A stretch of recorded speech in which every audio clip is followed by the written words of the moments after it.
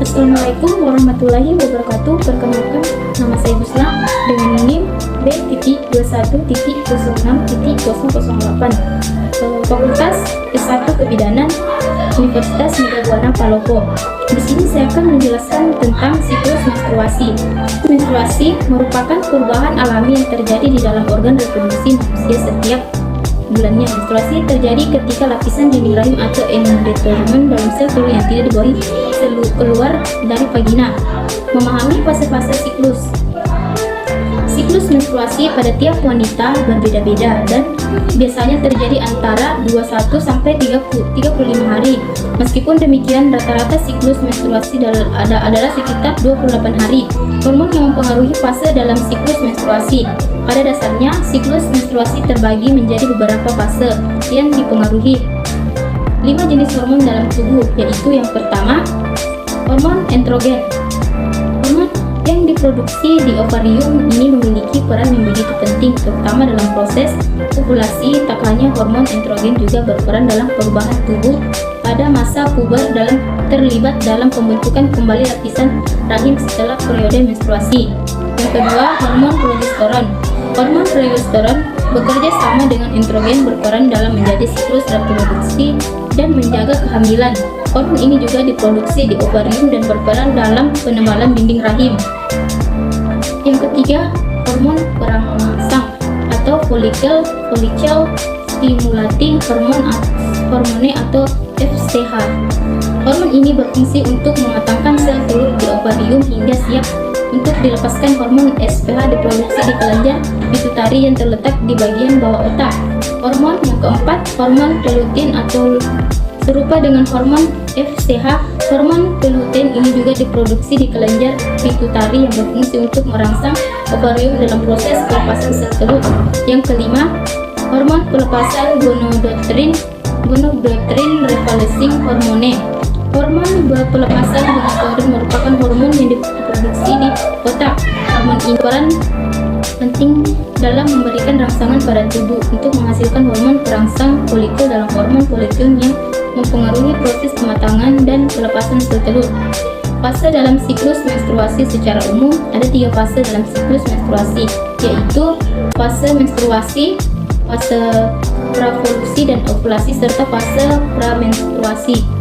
Yang pertama, fase menstruasi. Fase menstruasi terjadi selama 3-7 hari. Pada fase ini, lapisan dinding rahim dan sel telur akan menyeluruh menjadi darah menstruasi. Banyak darah yang keluar selama masa menstruasi ini bisa berkisar antara 30-40 ml. Setiap 3 hari pertama, ada darah menstruasi yang keluar akan lebih banyak.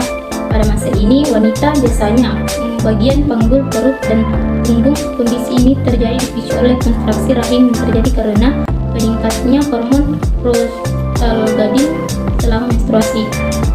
Meski memicu rasa sakit, kontraksi yang terjadi selama menstruasi sebenarnya berfungsi untuk mendorong dan mengeluarkan lapisan dinding rahim yang luruh menjadi darah menstruasi. Selama itu, wanita yang sedang haid juga bisa mengalami gejala lain seperti perubahan mood, sakit kepala, perubahan nafsu makan. Fase kedua, praovulasi dan ovulasi. Pada fase praovulasi, lapisan dinding rahim yang sempat luruh akan mulai menebal kembali. Proses penebalan rahim berfungsi untuk mempersiapkan rahim agar bisa ditempati sel telur, dan bila terjadi pembuahan oleh sperma, proses ini terjadi pada masa subur atau ovulasi. Pada saat ovulasi, folikel yang dominan akan pecah dan mengeluarkan sel telur, kemudian bergerak menuju rahim melalui tubuh fallopi. Setelah sel telur tersebut dibuahi selama 24 jam setelah dikeluarkan.